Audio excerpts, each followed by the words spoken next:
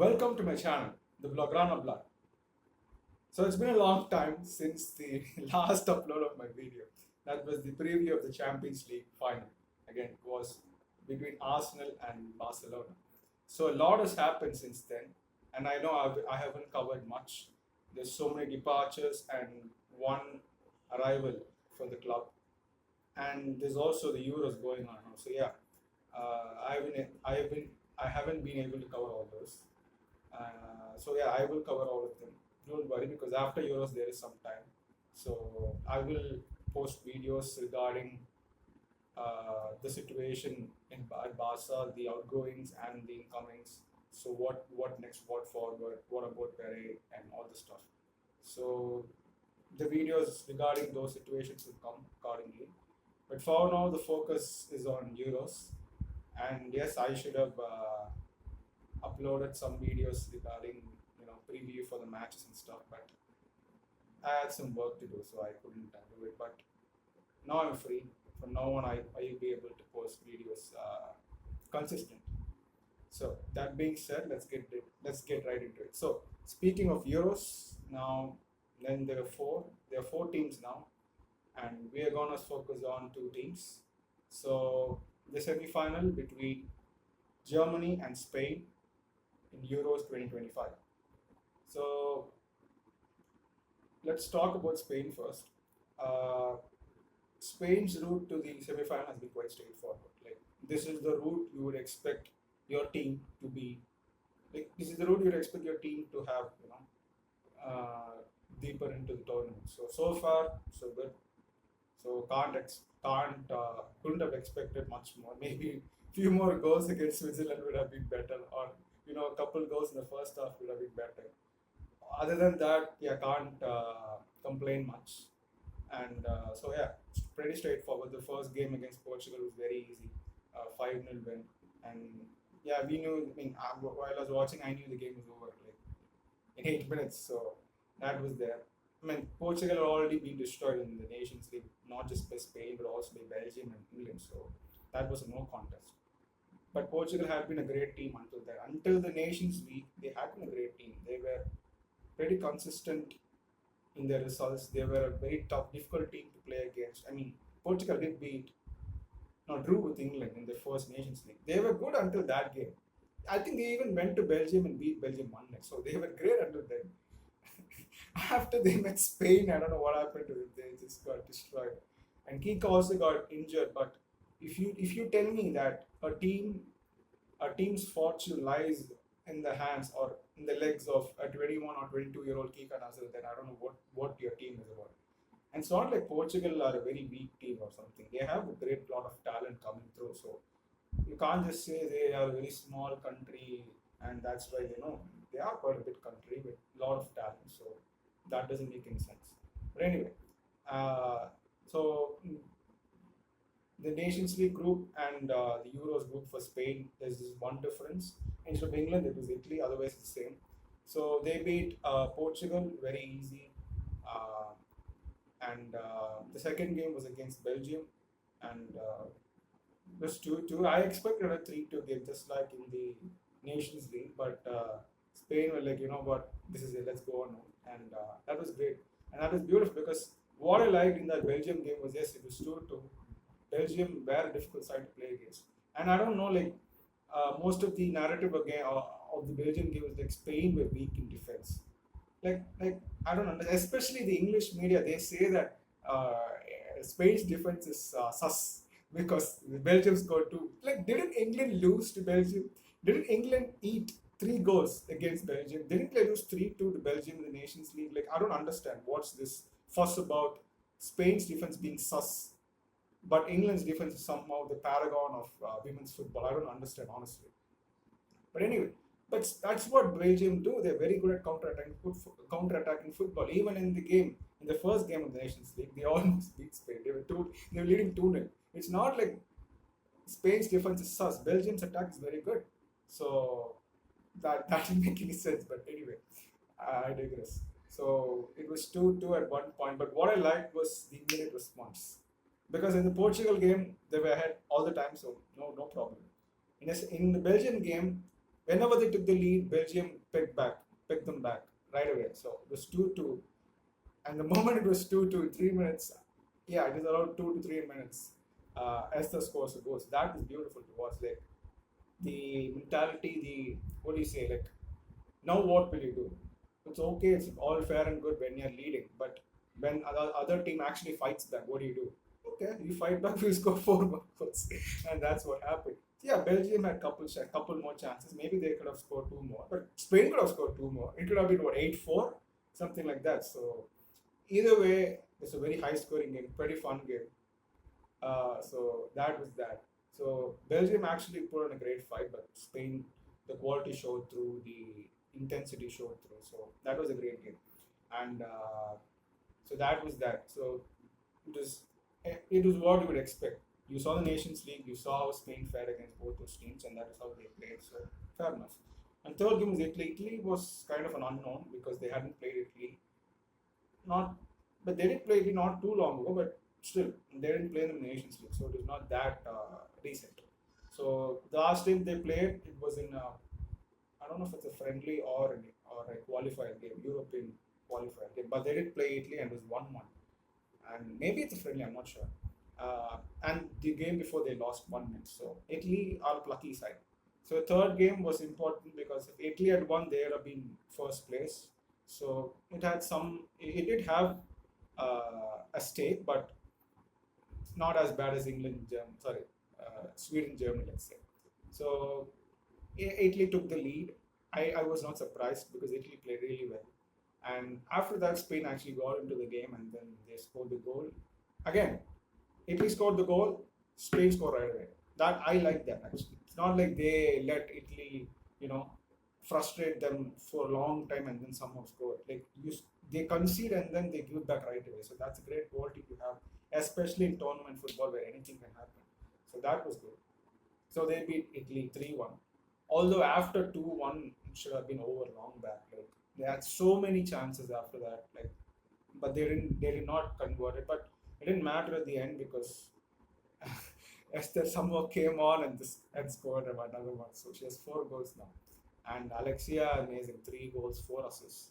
So Spain finished the group on top. Italy finished second, and Portugal very dire. Like I think Neto has to go, but that's another conversation for another day. And Belgium, they did what they had to do. They maybe they could have put on a better fight against Italy. They lost 1 in a close defeat, but Italy are a great team too, and that's why they are in the semifinals now. So they are a very good underdog, and this year 2025 has been the year of underdogs. Spurs men, PSG men, Crystal Palace men, and if you watch cricket, RCB and South Africa beating Australia in the World Test Championship, like this is the year of underdogs. So I thought Sweden and France had a chance, but they are both out. So Italy is the only other underdog. So let's see what happens. Italy might. If Italy beat England, I think I would. I don't care who is in the other side. Spain or Germany, Italy are winning it this year.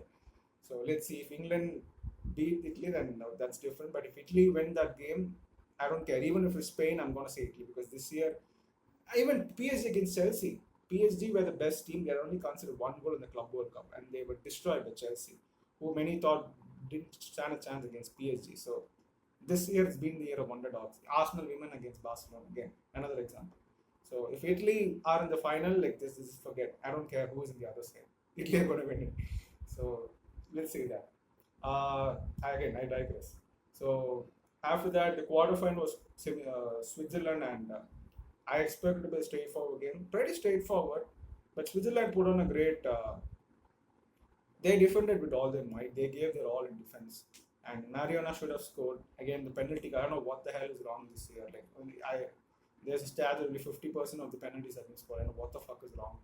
So that has to be studied. I hope they practice well because again, Germany, if you go on for a shootout, you're not winning that. Especially with AKB in goal, yeah, you're not winning that. So might as well not go there. So that is also there. So yeah, it was pretty straightforward. I mean, Switzerland had nothing to show for an attack. They only had offside goals. That doesn't count. But again, the whole of Warsaw is like, Switzerland was really good. They were good, don't get me wrong, but they had nothing in attack. And they said lot of that pilgrim girl. That she was giving like problems, but nothing too serious. And like, oh my god, if she can do that to Spain, that's it. Again, Spain's defense is sus. Spain have considered 3 goals in the whole of this tournament. England have considered 5 goals. Germany have considered 6 goals. 4 in 1 game against Sweden. But Spain have considered 3 goals. That's sus. Spain's defense is the worst of the 4 semi-finalists. Look at England. They've only considered 5 goals. Look at Germany. They've considered 6 goals. So yeah, Spain's defense is sus. It's shit. Like, what are you gonna do? The irony of these people was so fucking funny. But anyway, again, I digress.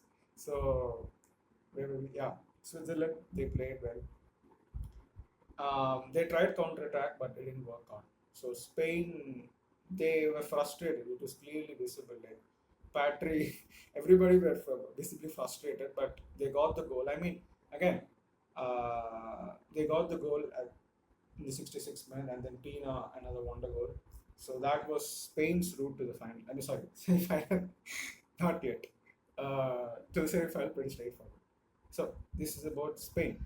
Now talking about Germany. Germany had one of the most topsy-turvy runs to the semi-final so far. You wouldn't expect this from Germany. Like Germany, I think most people would have expected Germany to top the Group C, right? Yeah, Group C, yes. But somehow they lost to Sweden. I don't know how they lost to Sweden. And they got a red card at Mamser. That was a comical red card. And not everybody can be a Suarez, no. Like, not everybody can save like a Luis Suarez. It's not possible. That guy was cool what he did. He knew what he was doing and he got away with it. His country got away with it. Yeah, Mamser, that was bad. That was really bad. That's why Suarez did it at the last moment of the game. So that the worst is Ghana score a penalty. Here, you do it at the beginning of the game. You let your country down. Yeah, that's so bad of him. But anyway, again, I digress. So they already did not have win, unfortunately, and then Mamser was out and they got destroyed by Sweden.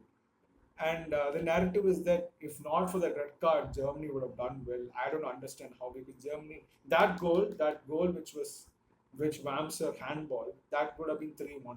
So they were already 3-1 down. Yeah, they would have had a fighting chance where they were 11-11, but that doesn't mean Germany were going to win, right? So they would have been a fighting chance, obviously.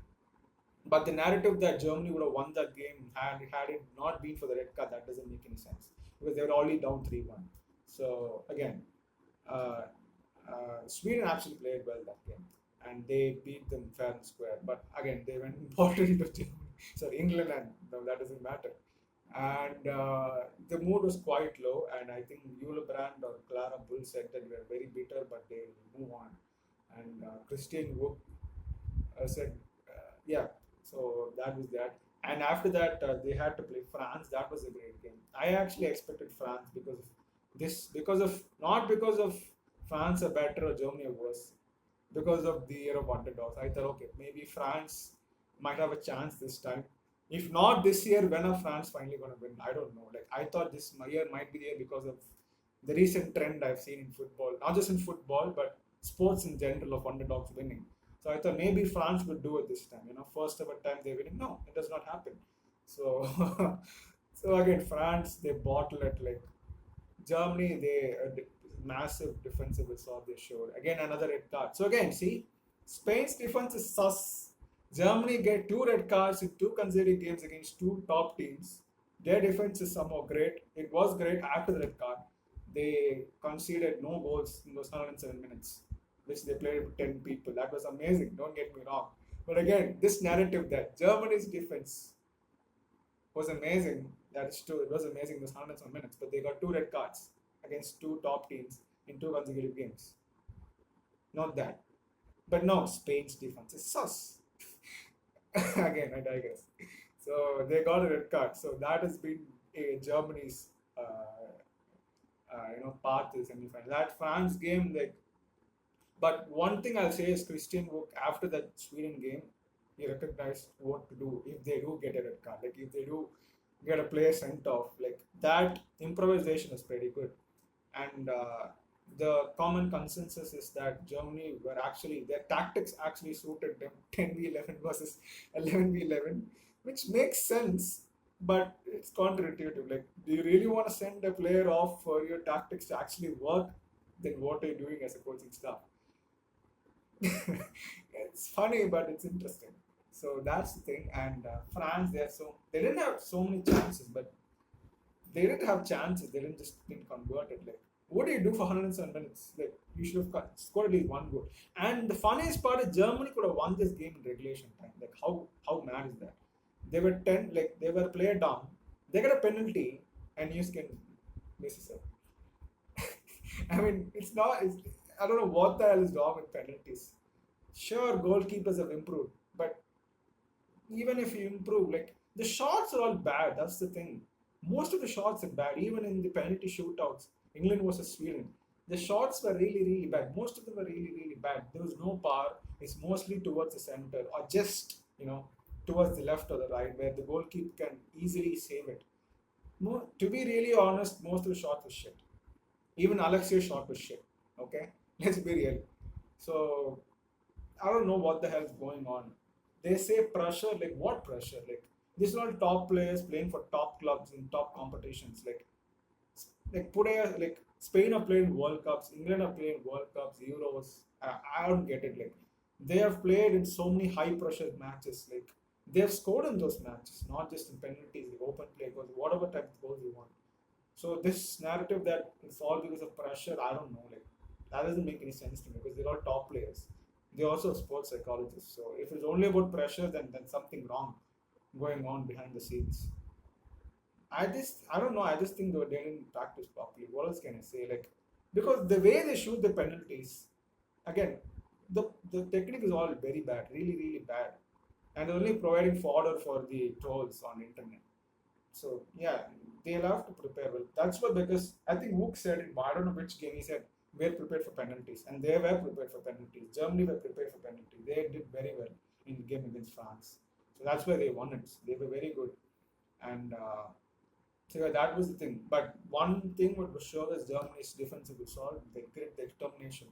So that was really amazing to watch, and that's why I don't think it's going to be a straightforward game. Like there's this narrative that Spain are the favorites to win the Euro. I don't know. I don't know this English media. I don't know if it's the general also media is like Spain are the favorites. Oh my God, Spain! What a team they are. They are a great team. They do have two Ballon d'Or winners. They do have Pina, Esther, NWSL top scorer. They have Vicky Lopez. They have Patry. They have so many great players. But that doesn't mean they are the favorites. Maybe one of the favorites, sure, but like I don't know, I don't get where this narrative came that Spain are the favorites. Like if anybody, it has to be England. They are the defending champions. They are still alive in this tournament, and they have Serena Wiegman, who's like the goat of Euros. She has won back-to-back Euros tournaments. She's on track to do three-peat in Euros, and you're telling me Spain are the favorites. Spain are not the favorites. England are the favorites, and second favorite will be Germany. They are eight-time European champions, by far the most successful European team ever in women's football. Two World Cups, one gold medal, Olympic gold medal, and eight European Cups. And you're telling me Spain are the favorites again. Spain are the favorites to win the tournament and against Germany. That doesn't make any sense. Germany are the favorites. Germany, even if they go a player down, they still win. They still find a way to win. And you're telling me Spain are the favorites. No, Spain are not the favorites. Spain are the underdogs in this game. Germany are the favorites in this game. The second favorites, at least, to win the whole thing. So I don't know where. And Spain have never beaten Germany. Like never beaten Germany. Not even in friendlies. They've never beaten Germany. So like, how are Spain the favorites? Yes, their recent success has brought them to the top, and it has rattled many people. Sure, but that doesn't mean they are the favorites. They are not the outright favorites. They're not even close. But circumstances might suggest that Spain might actually win this game because Germany, they don't have defenders. Gwen is gone. Bamser, I think, is back for the next game because there's only one game ban for that red card, and Linder is out for an injury, the left back, and who played the right back in the France game. She's out now, and yeah, New Skin is out because of yellow card accumulation. No Obodov, obviously. So and they played without substitution for 98 minutes. and the whole of the 110 minutes with 10 players. So that must have been so difficult for them. They have 3 days to recover. I don't know how fast they can recover. So that is an aspect I agree. Fatigue is real, obviously, but that doesn't mean they have to lose. So we'll see. I mean, I'm not really too confident about Spain winning this game because Germany are a very difficult side to beat. So even without Pop, England struggled in 2022, and that England team was really good. So it's not easy to beat Germany. They're very difficult to play against. So even with Spain, with all the top players they have, that doesn't mean they're going to beat Germany. So and but yeah, so that's the thing. So what formation Germany play, I don't even know who knows it. First of all, you'll have to understand who are the players he has currently, who are the players who can play for him currently, and then go on from that.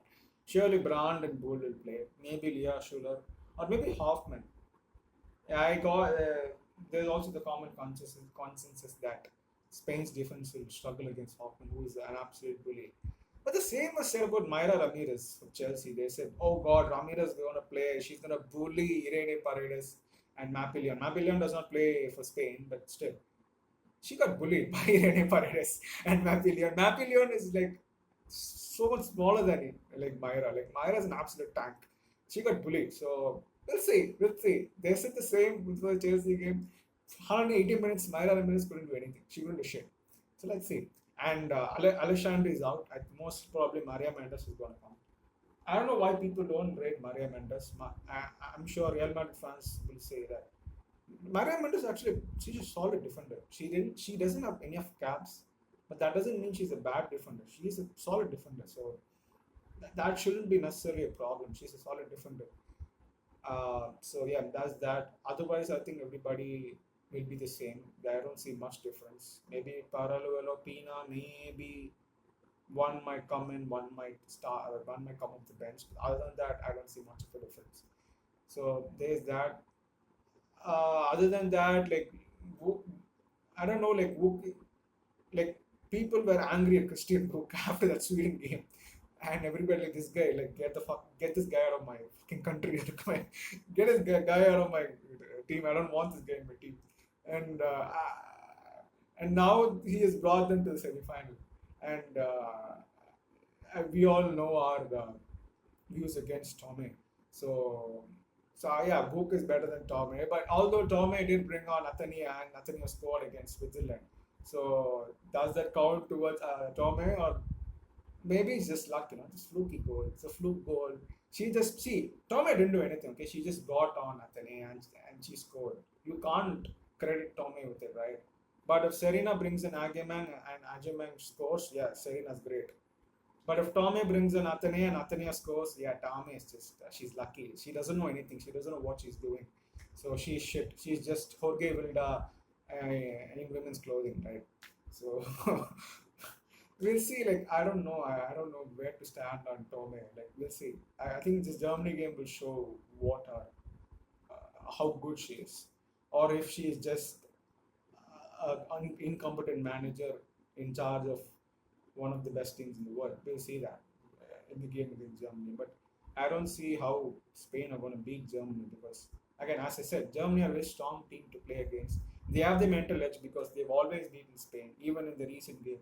The most recent is the Olympics, but still more than a year away. Things have changed, contexts have changed, players have changed. But the recent game was the Olympics, the bronze medal match, and they lost. And Puteas missed a penalty against AKB in the dying minutes of the game. So we'll see. Like Spain were very bad in that game, although they had enough chances, they didn't convert it, and they got a penalty and they didn't score. So there's that. So AKB has her moments. She is a great goalkeeper, but she does have her moments. So yeah. But again, Spain's defense is sus, and there's that. Sarah Dubritz might start this game, but she hasn't got much minutes for Germany or for ex-club Lyon, and we'll see what happens. Who I don't know who's going to play in midfield for Germany. Like that's a big question, but that can be a plus or a minus. It can be a plus because it's they're unpredictable and Spain may struggle. or maybe it's a problem for Germany. I don't know. Like we'll see. So if you support Spain, if you want to see Spain win, don't get hyped up by people saying it's going to be an easy game or Spain are the outright favorites. Like it's not even a competition. No, do not get into that hype train. It's not that easy. Spain are a great team, yes. So are Germany. And in tournament football, greatness alone does not win you games. You need defensive resolve. You need the great determination and some amount of luck. So, and Germany are an incredibly successful side in Euros. So, they have all the weight and pedigree behind them. And there'll be a lot of fans, it seems, in Switzerland. And most people speak Germany in Switzerland, it seems. So, they'll have the weight of the crowd also. We also saw how Spain struggled when most of the stadium was rooting for Switzerland, and that was Switzerland. So this is going to be a very difficult game, and if they let themselves be frustrated and not have the patience, to be calm, to be patient, they might lose. They have a very good chance of losing, and the previous records all states that they will lose this game. So don't get on this hype train that Spain are easily going to beat Germany. So that's the thing. So that is the preview of the semi-final. So my prediction would be, I don't think Spain are going to win this game. It was a great ride.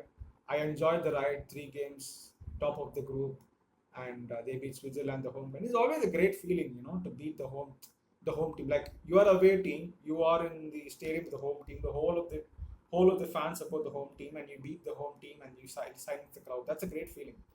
But I think the run comes to an end because this is Spain's like first ever semi-final. They've reached the semi-final for the first time. Yeah, they did reach the semi-final 1997. But you know what? After the group stage, the format was such that after the group stage, the next round was semi-final, and the next round was final. Like that doesn't count in my books.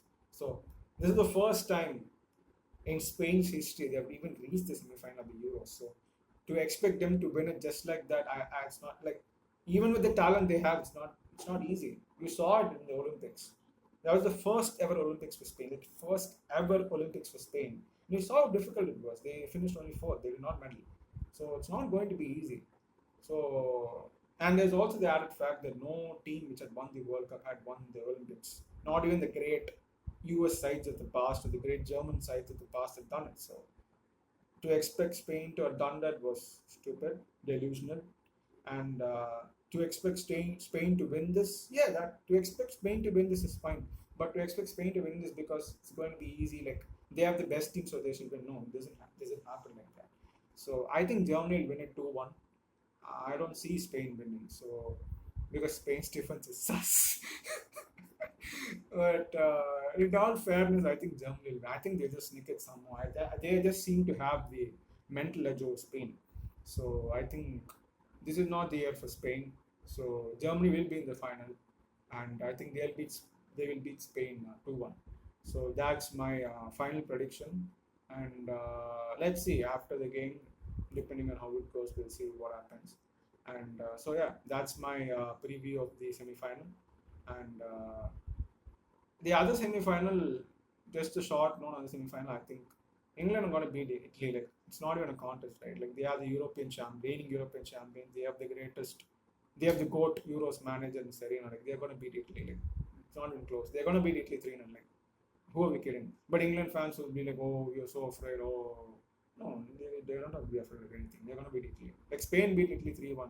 How difficult is it going to be for England to beat Italy? It's not going to be that difficult. At worst, England will win 2-1. That's it. It won't be very easy for them. So everything points to a repeat of the Euros 2022 final between Germany and England. So that's the thing. But if Italy somehow beat England, you can, if you're a betting person, put all your money on Italy because they will win it. I'm telling you, no matter if Germany or Spain, it doesn't matter. If Italy beat England, mark my words, they will win Euros. This year, that is the trend. All the underdogs win. So if Italy somehow beat England, that's it. Italy are the champions. Italy are the European champions. Game over. That's it. So let's see what happens. So yeah, thank you for watching this. This is the preview of the semifinal between Germany and Spain. So thank you very much for watching. there'll be more Barca content after this tournament. There's so much to talk, so much to rant about, so much to talk doom and gloom about why Barca are never going to be great again because of all the departures and the financial problems. But it's not as bad, but it's still so bad. It's still bad. But and then Leon and Chelsea and Arsenal are strengthening as usual. So we'll talk about why Barca are never going to win the Champions League again after this tournament ends. But for now, this is the preview of the semi-final. And thank you for watching. If you have any comments, please drop them below. And like this video, subscribe to my channel. I'll see you in the next video.